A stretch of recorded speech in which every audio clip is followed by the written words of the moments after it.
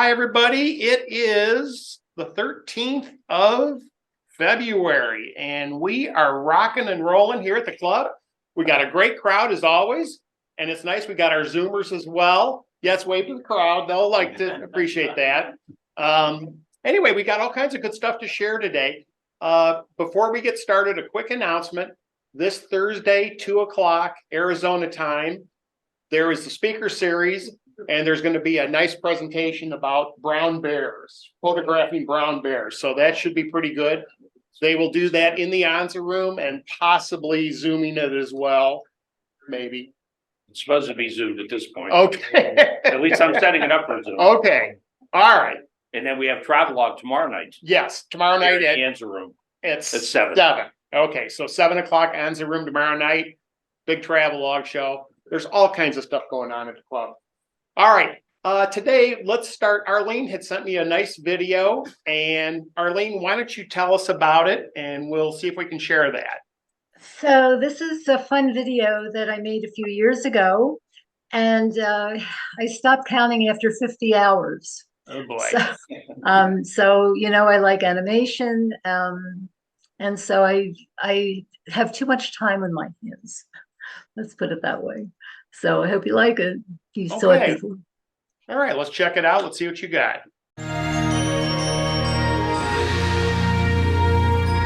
Magic often happens when you least expect it, but sometimes it appears when you go looking for it. Jimmy and I went to Arches National Park in Utah just for that reason, to be awed by Mother Nature's handiwork, with names reminiscent of fairy tales and ancient stories, like Delicate Arch, the Garden of the Gods, and the Magic Spires. How could red rocks be fashioned into such graceful airborne creations? We had high hopes to see stunning displays of beauty and majesty at every curve in the trail. We arrived in eerie Goblin Valley, hoping magic was in the air.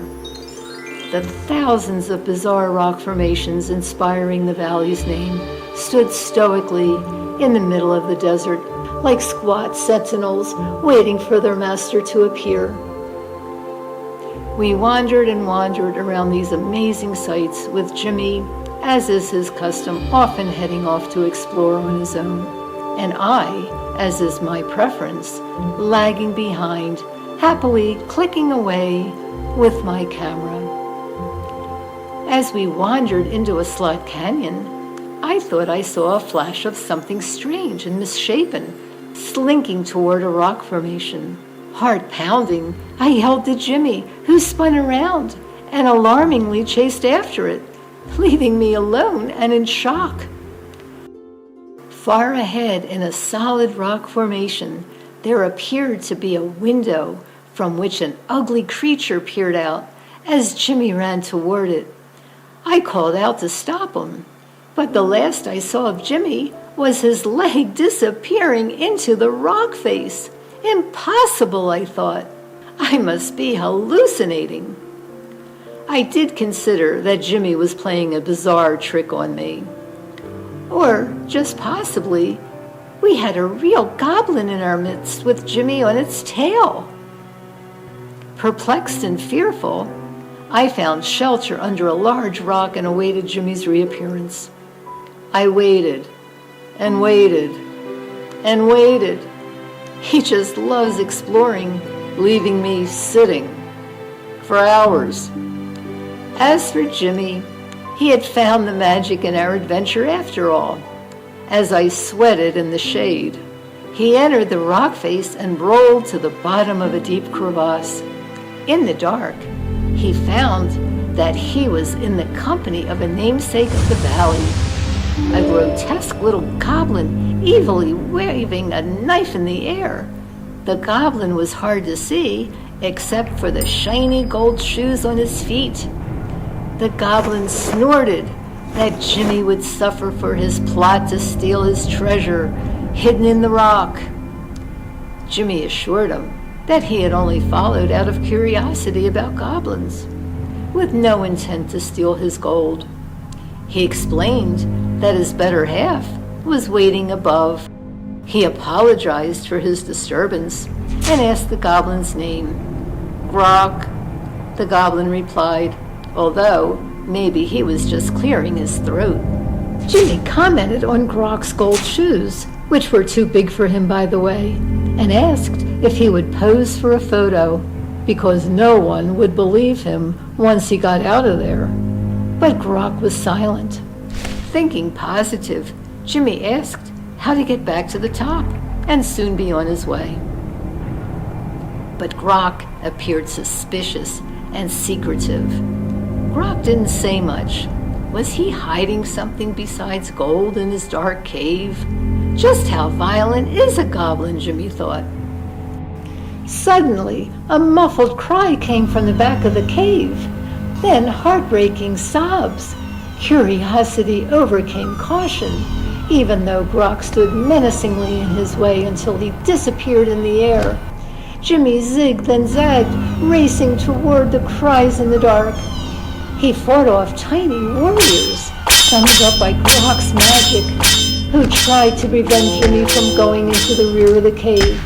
But since Grok's magic was fading because of his need of gold, Jimmy overcame the little warriors with ease and raced towards the sobs.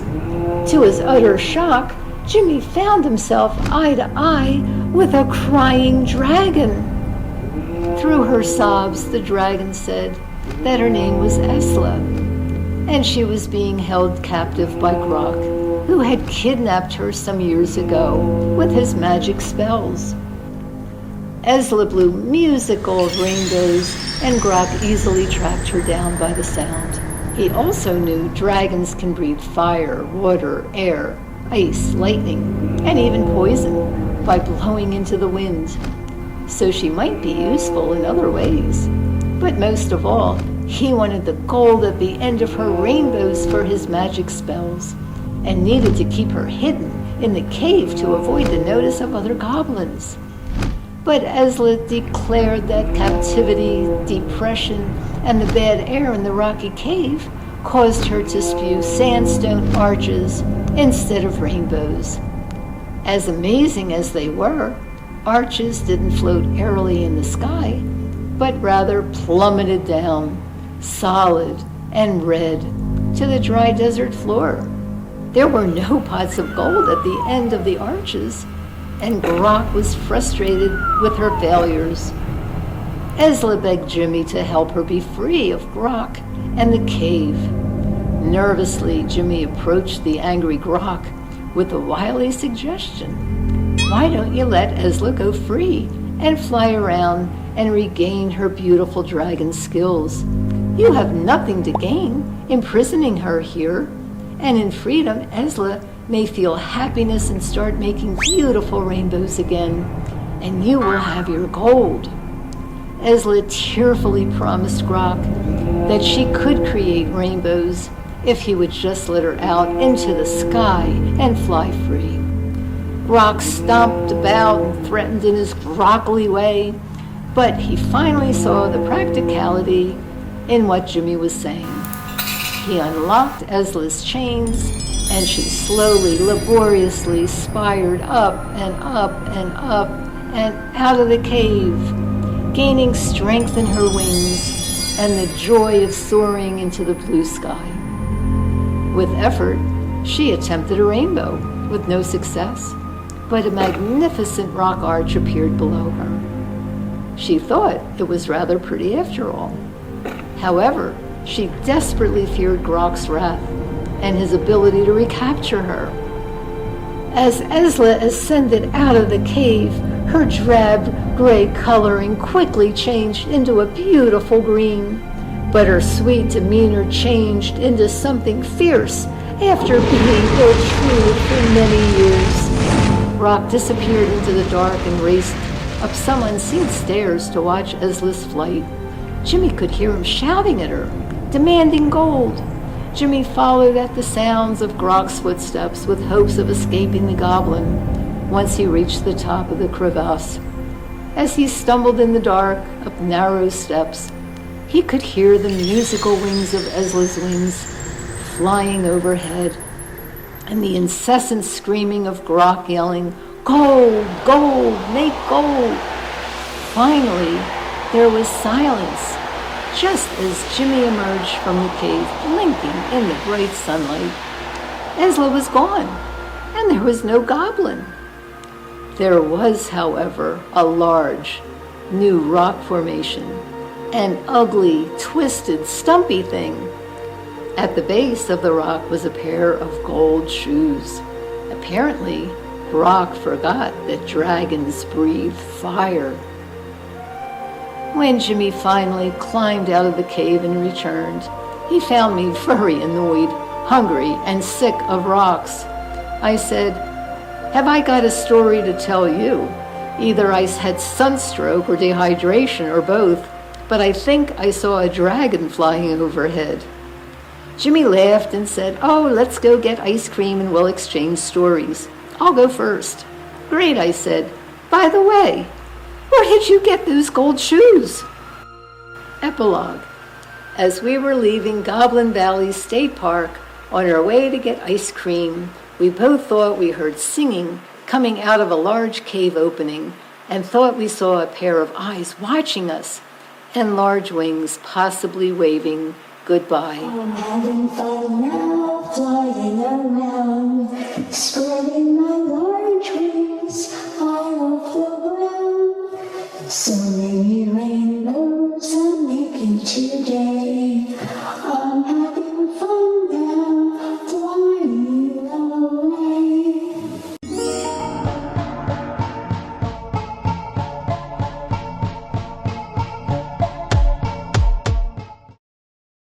Okay. All right. All right. Lights, please. Lights, please. What do we think of that? Very Great. creative. That was great. Creative. It's fun.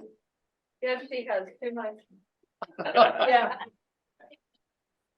Arlene, Good. can you tell us, I'm interested, what are you doing your animation, what program? And then also maybe walk us through your process. Are you writing this story first? Or are Yeah, you so doing so a what I- combination? Yeah, go ahead. yeah, so what I do is I write the story first.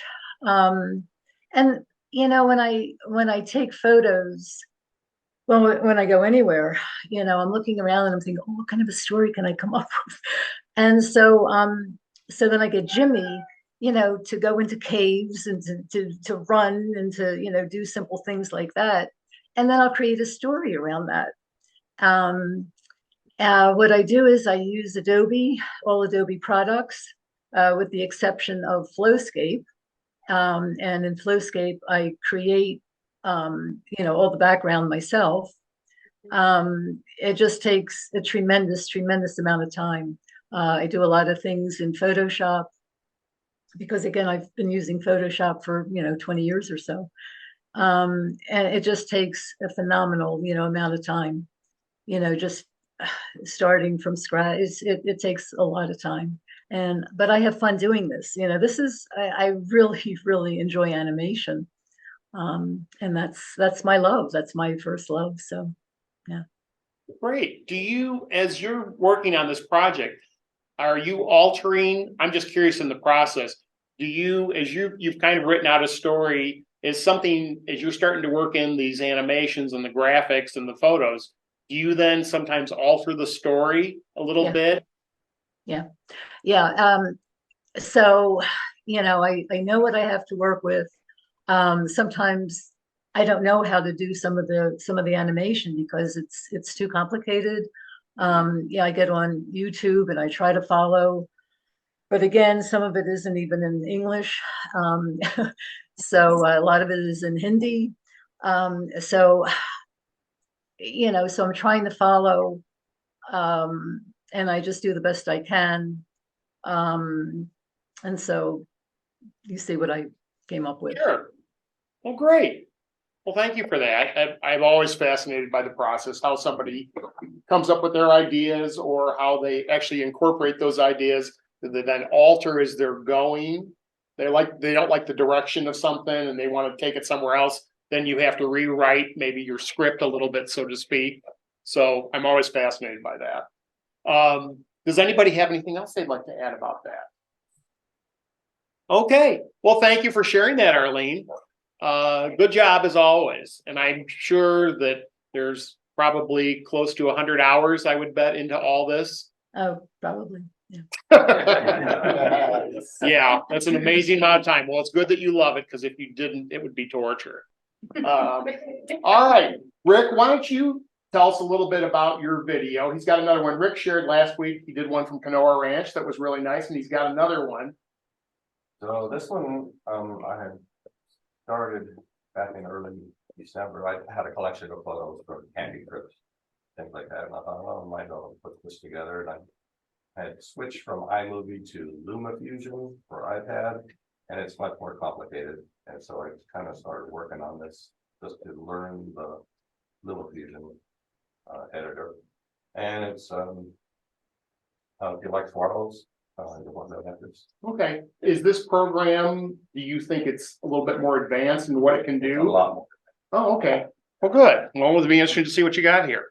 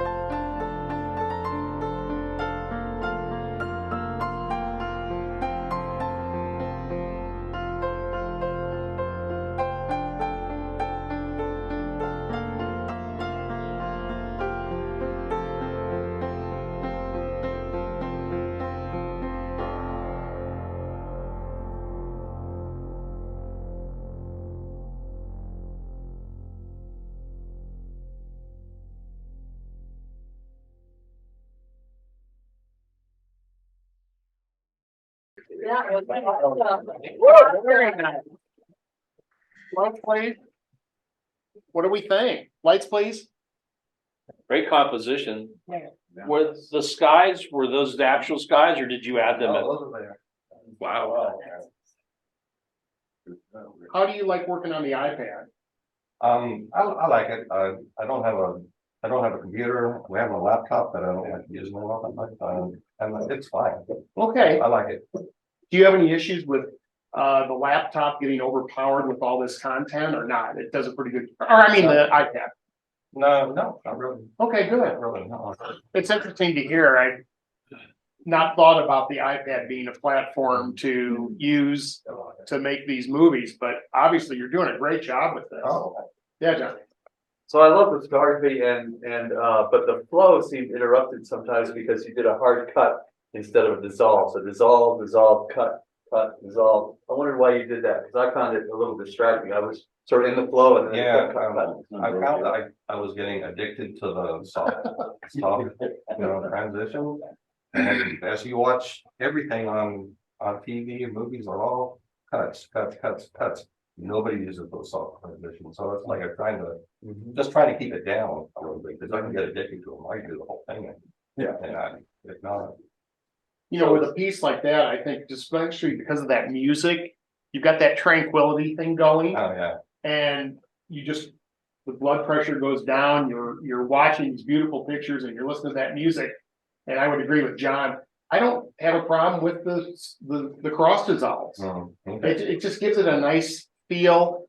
You know, just because everybody on TV is doing something doesn't mean you have to do it. Yeah, I know. It's just, I can go way the other way. Right. As well, so. Well, I think sometimes too, if you're watching a lot of commercials, TV commercials, and they're doing these hard cuts, boom, boom, boom, boom, boom. 3 frames, 5 frames. Even less than that Yeah, sometimes in yeah. terms of just, Yeah. half second is a clip, boom, boom, boom, boom, boom. Yeah. And you're giving us that nice tranquil feel. So Yeah. I keep going with that, especially if that's the mood. If you're going for something faster pace, then these quick cuts would be maybe more appropriate. Yes, Doug? I don't know about anyone else, but could you turn the volume up one time? You can't hear? I can't, but I can. yeah, I don't like theater, I got this blasting music, That's all right. I'll take care of you, Doug. Don't worry. Okay, What did you say? okay. Does have anybody else have anything on that? Besides what we were talking about? Yeah, go ahead. Oh, was that all still shots or was some of it video? No, it's combination. Okay. Yeah. And what kind of Software you use it. It's called LumaFusion. LumaFusion. Is that, It do was you all know, done on an iPhone as well. is that, do you know if that's just iPad only for that software? Not exactly sure. Okay, Yeah. interesting. It'll be interesting to see if it's possible that you could use it on a laptop or a desk computer. Yeah, not exactly. Yeah. Well, good. Well, good job on that. Very nice.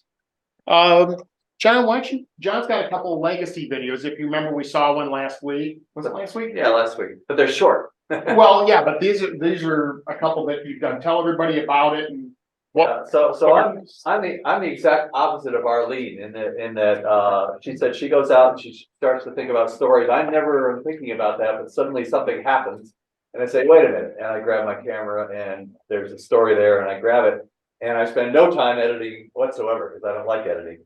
So the second video that I'll show here, is unedited, but the first one will be Do you want to see Carlton or the other one? Or Dwight? Carlton first. Okay. So this was, I had never been thinking about the idea of legacy videos, but I was on this trip and sailing trip and stopping in at ports and so on. And here was these characters I was meeting and I would just be talking to them and I'd say, well, wait a minute. I got my phone. So tell me that again. And the first one here, the fella actually, we just became friends instantly and he invited me over to his house for lemonade, showing me around, and I just grabbed my camera without no premeditation at all. It just happened. And that got me started. Wow, this has some value to these people because I put it up on YouTube and he didn't have a computer, 78, and didn't have anything to do with computers. But his wife sent it out to the family and then he came the next day and said, man, everybody says this is wonderful. Thank you. So I came out of broadcasting and thought that's what it's all about, but just something narrowcasting. Sure. has its place. Yeah. Cool. So anyway, this is Bad Boy Bell. Okay, we'll start with that one and then we'll talk It's about it short. and then we can show the second one. All right, the B on my chummy stands for Bad Boy Bell. Who's Bad Boy Bell? I'm Bad Boy Bell. I live in South Mills, North Carolina, and I've been here about 30-some years, and I built this garage here, the shop, and I built a house here also. And I really enjoy being here. It's a nice place to live, got good neighbors, and got some good whiskey made down here too, if you know where to go. That right there was a 31 Model 4-door sedan. And the only thing I could salvage out of it was the back end and the front part. Had to make new skins, all new door skins for it. And I worked a long time onto it. Here's what it looked like when I finished with it. Had a Corvette engine with 2 4-barrel carburetors on it. This is my 1939 Chevrolet. I bought one when I was in my 20s. Last time it ran was 1977. Just about a week and a half ago, I fired the engine up on this daggone thing and got it running. This is a 1936 Chevrolet Standard, FC Standard. I have all the parts for it, all new fenders. The motor in it right now is a 292 Chevrolet truck engine, which is like triple the horsepower if you finish building it. Anyway, has no rust but one place in the door. Well, here we go. We're going to close the door. And all in before is you had to slam the doors to get them shut, but on the Buick, didn't have to. This is what I call cave engineering in North Carolina.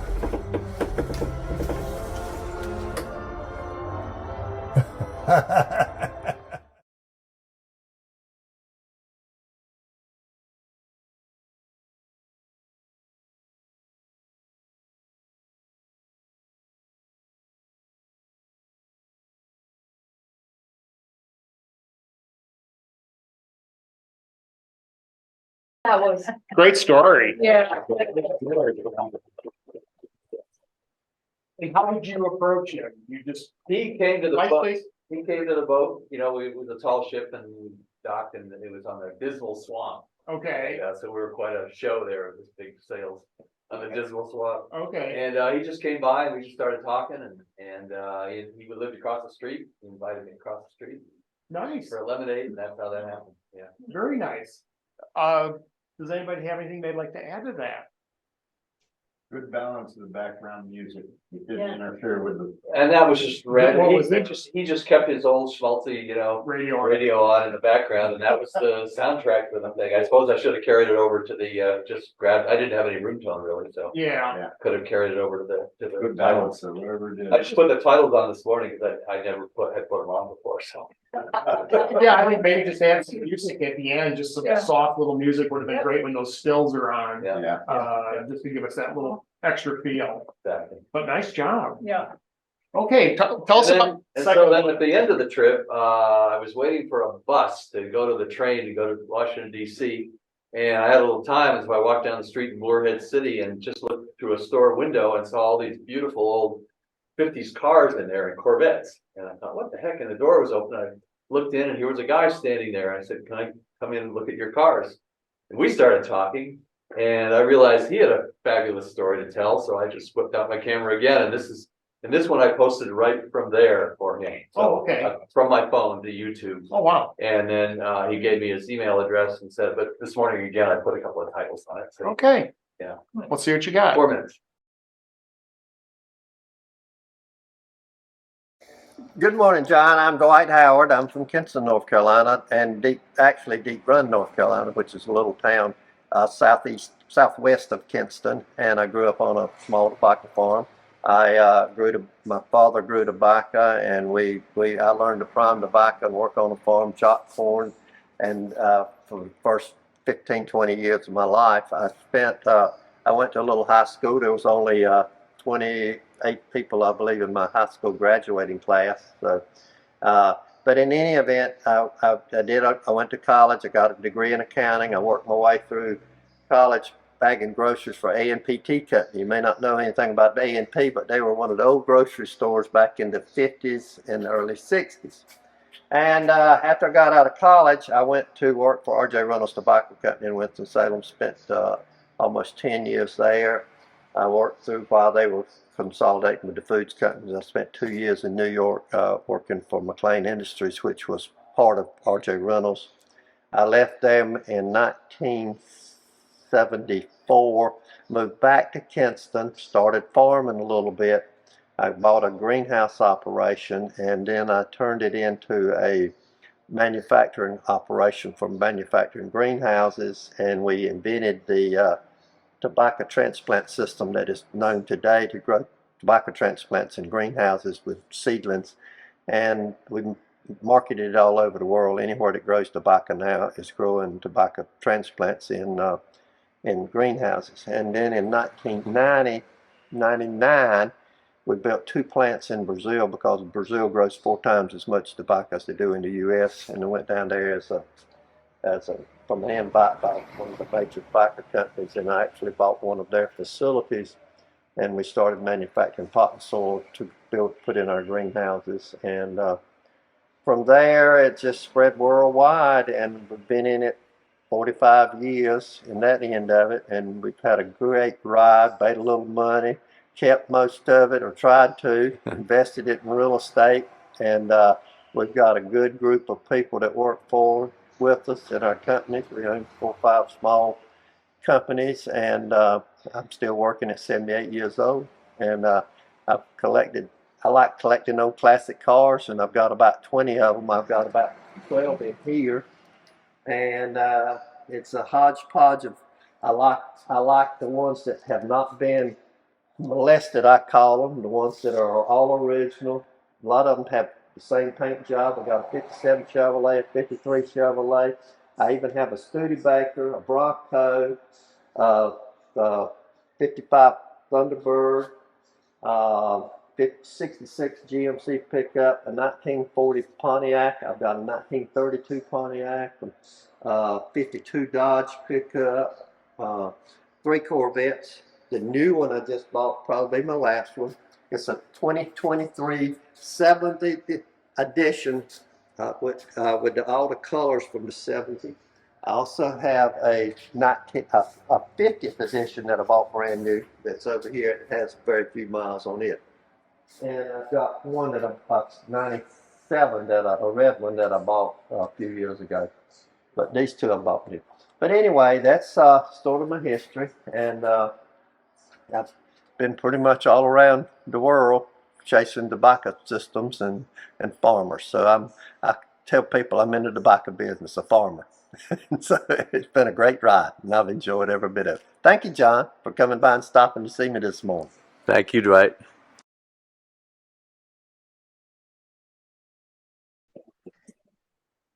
Lights, please. What do we think?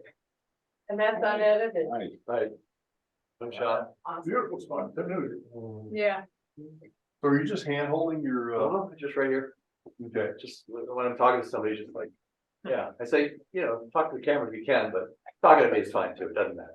They don't remember that. They start talking to me and forget about the camera right away. Yeah. Obviously, if I was waiting for a bus, so I said, thanks, Mike, I get out of here, and I uploaded it on the way over to the bus.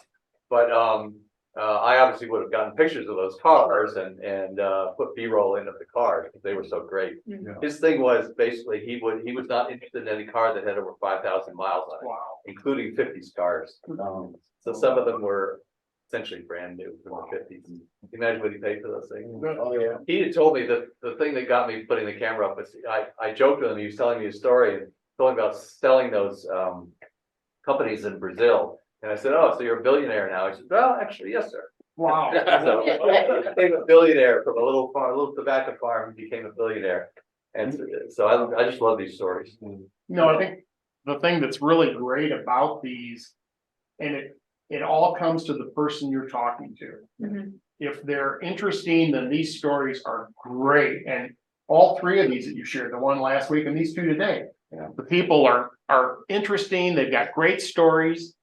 These last two have that Southern personality that just comes through. That's just wonderful. And so I think that's always the challenge for doing a legacy video. If you run into somebody who maybe is not so interesting, it may not make for as powerful a video, but man, these are killer. But old people are all interesting. Well, let's hope so, right? Everybody in this room, I can make a great legacy video with everybody in this room, no doubt about it. Now, is there any way to do audio magic? To kind of tone down the background trucks as they're going by because, and still maintain the voiceover? There are some filters that you could try to do some of that. I did that didn't I do that for you, Todd, on something? And you did it with me with Billy Packer. That's right. Yeah. So there are some things, but ultimately it comes down to, and now he's got a setup. He's got an actual external microphone that he can plug into his phone, so he can put a lapel mic on the person. It's in a little case this big, I can fit in my pocket, and I could just like put a phone on. Your shirt, and Which will help that sound. But I really think that the background noise. Yeah, It's hometown. It's like you're standing right there. But you're right in the place. You're right there, yeah. And remember that the audience for this is just his family. We're not going for broadcast. Right. So the family they don't care. Right. And they know his voice. They understand everything he's talking about. So there's an issue in that sense. But from a broadcast point of view, it's like, oh, it needs to be cleaned up. But I don't feel that it really needs to. No. Just for this audience. I think that's the thing too, that we always talk about, that if we show this to 100 people that have no multimedia thing, knowledge or whatever, they look at it and they don't necessarily, you might get one or two out of the 100 that would say, gee, there was a bus going by or cars or something. But everybody else is just gonna look at it and say, man, what a great story. Mm-hmm. So part of it is know your audience. Also, now you've learned, okay, I need to have something. If I'm sitting down with someone, Yeah. then we expect to have really good audio, not from over here. Right. Yeah, not that Zoom audio. Yeah. So anyway, does anybody have anything else with that? Oh, your teach, are you doing a speaker series or something? Yeah. On legacy? Yeah, she's on that. Oh, she's gonna go. Oh, Holly is. Holly, yeah. She wants me to do a legacy on legacy videos. Okay. On legacy videos. Okay. Is that next month I possibly? think it's in toward the end of April. Okay. Yeah. All right. Good. Well, that'll be definitely a good one, because I think this is a nice little project, and you've talked about this before, that this is something that to pass on to future generations your story and not make it a 2-hour documentary unless. And the goal of that will be to say you can do this with the phone in your pocket, because the technology has made something possible that wasn't possible even a couple of years ago. Sure. The video didn't look that good a couple of years ago. As good as it does now with an S22 or an iPhone 13 or whatever. You bet. Well, cool. Doug, you have a little video to share with us. What is this about? This is probably in connection with what Royce is going to be doing with his class, and this is a 2-year-old project that I have never shown it here. I put it on Showtime one time. Okay. And you want to tell us what it is? Or are you just going to surprise us? Okay. All right. Let's see what you've done.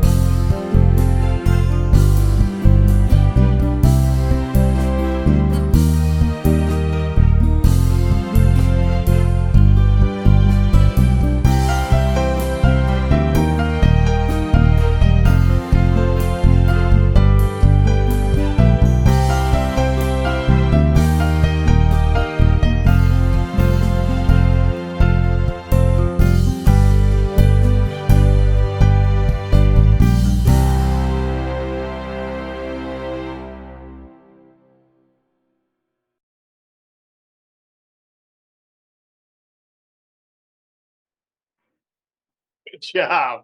Lights, please. And we got my home state Uh, I got it a couple of times. a couple of times. I got the, aircraft. right here. Oh, there you go. Here, bring it up here. So the Zoomers can Oh, see this it is too. the Royce's show. Oh. So, Yep. after that, I used, JB Weld, and I welded things together, I got it board, but then I crashed it again. In the world of drones, there is a saying, Yeah. it's not a question of if you're going to crash, only a question of when you're gonna crash. Like a hard disk. Very true, exactly. What do we think of that? Love it. Love it. Really nice. The music was wonderful Yeah. too. Again, there's that tranquil. Springford turned me on to, that music. Yeah, I've used them a lot. Yeah. Yeah. Really nice, Doug.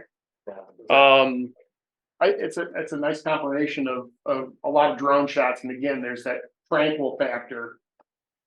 Yeah. So I love a surprise, and the ending that's the best ending I've seen in a long time. Yeah. But the surprise I didn't like was I got right away into the mood of the thing and the beautiful scenes, and then suddenly construction site and raping of the earth. That was very, very jarring for me, and I had a hard time recovering from that. I thought you were going to do it to me again. Well, it's like anything else. You have a nice variety of shots and things. And again, there's that tranquility that I just love. But, I knew what I was going to do, so all summer long, that was my idea, is to get some shots. Turned out to be foggy many days, Minnesota, so. Good job. So there were a couple of times in the video, and I'm asking the question because I've had it happen to some of my drone videos too. There were like just millisecond pauses Right. in there and everything. What is causing that? I don't know if it's a card issue in terms of the data transfer from the drone into the card. Yeah. What do you think, Phil? Not one of the Buffalo jump, Right. and I found, I suspect I was going a little too fast and turning. So I'm trying to slow movement down. I don't think it's that. Okay. No, I'll bet it's the writing to what do you think, Phil? It's just, if it's in the recording Right. and you gotta determine if it's from the camera, then it's just in the transfer. Mhm. And, you know, you'll never figure out why. Right. I think the only thing possibly is if sometimes some cards aren't writing as fast. The camera's trying to write to the card and maybe it's giving that little jumpy pause. Mhm. That's So possible. it makes a difference on what card you're putting in. Well, definitely. You want to make sure you have a fast enough card. I mean, that's, don't put the cheapest card in, especially for video. Yeah. What I would do is look at the card you have, see what the right speed is, and then look and see what's out there. If there's something faster, then possibly do that. Are you seeing that in all your drone stuff? No, just sometimes. I mean, just like this, every now and then, all of a sudden, Okay. it's just like like I said, and it's Yeah. only a millisecond or Yeah, just sure, but it's not smooth sure. and everything. The other thing, I don't know if you remember, Doug, when you were shooting, which of the settings were you shooting on? Were you shooting on sin or normal or sport? It Was definitely a sin with all. SIN, Especially the last guy. not CINE. Because each of those have a limit to the speed of the drone. That's what they do. Right. And everything. This is a 3-year-old camera. This is a Mavic 2 Pro. It didn't have, how many settings did it have? But it's not like the 2S. It's an older version. Yeah. It's just in the transfer to the card. Just once in a while, it might be a thermal issue, something happens, and you want to buy the fastest card available. Definitely. Mhm. Yeah, money well spent. Yeah. Just, that'd be an interesting thing to try sometime, see what your card speed is, and then see if there's a newer card try it. They're not expensive anymore. You can get such big cards for little money. Yes. What is a fast card speed if you're You- looking for it? Well, it depends on what you're shooting. If you're shooting 4K, they'll tell you on the card if it's 4K capable. So if you're shooting 1080 like the minis, isn't that little new mini, isn't that just 1080? Yeah, the new one. Okay, Just announced. so maybe you don't need as fast of a card for something like that, but and everybody's got different ratings for their cards. So it's not like there's a universal, okay, it writes at 1000x or something. It's SanDisk has their own terminology for what they use. Lexar has different terminology, I should say. So anyway, Also, Lexar's out of business. they are. Yeah. Don't tell me that. Yeah, SanDisk is your best bet. so but the cameras are also limited, so you have to. Crush me, Phil. You You have just to know- crushed me. Right, that's the point I was gonna make. If you buy a new camera Right. that does 4K and all of this other really fancy stuff. Patty bought a new camera a couple of years ago and she was complaining that it was really slow. Sure. And I said, check the speed of your card. Yes. And once she did and got a new card, Yep. it's never an issue. Yeah. But before you go to buy the new cards, check what your camera is capable of. Yeah, oh, Because absolutely. there's only so far, each camera goes. Sure. And it's in the little manual that comes. with Right. the manual. Yeah. Right. Magnifying glass. right? Yes, sir. Was that video at 1080 or at 4K? Are you shooting 4K or 1080? Okay, so he's shooting, but are you editing in 4K or 1080? Okay, Okay, I mean, wow, I had a different program back then. 2K. It's a HD. Yeah, Oh. This, sorry. What is it? You never know what's real.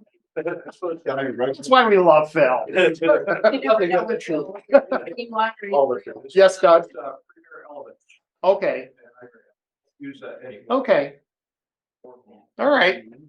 I'd say for most people, 1080 is more than sufficient. If you're gonna show it, the only reason you would shoot or edit maybe in 4K is it was gonna be some sort of a trade show and it's on a 50-foot screen. Sure, yeah. Then you're gonna want something that's 4K or 8K, but So like a screen, This- you couldn't tell the difference. 1080 is beautiful.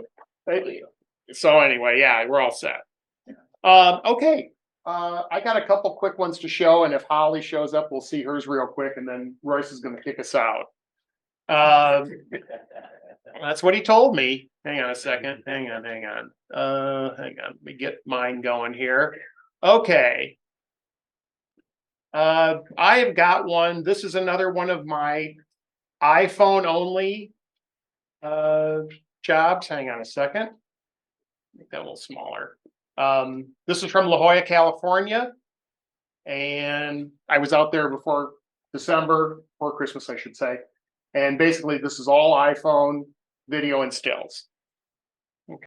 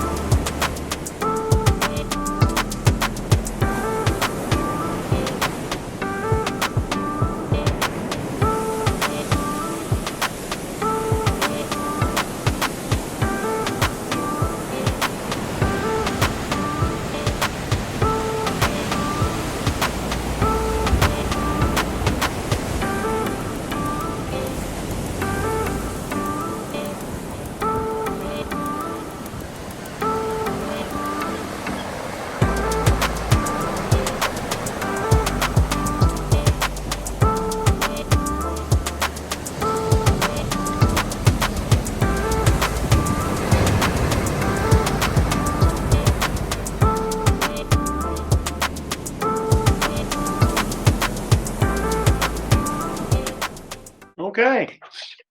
Here you go. Nice and tranquil. Yes, sir. Any polarization with that at all? Polarization as a polarizing filter? Yeah. Nope. No. Just straight iPhone.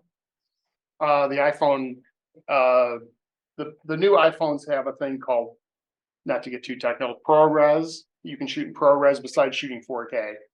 And so I'm going in on the video portions and enhancing the color, let's just say a little bit Okay, post. in post. And then the still photography with the phone is shot in RAW. So I'm going in and Photoshop on those and altering those. Yeah. You mean so like the iPhone doesn't make the waves break slower than that? You can do the slow motion. Yeah. Now the only thing is the sound doesn't come through that way. I did that in post. Where I froze the action or just slowed it way down, speed ramping, they call it. And then let it come back to normal. Yes, sir. iPhone 14, that's what you said. I think it's a 13. I've had it for like a year.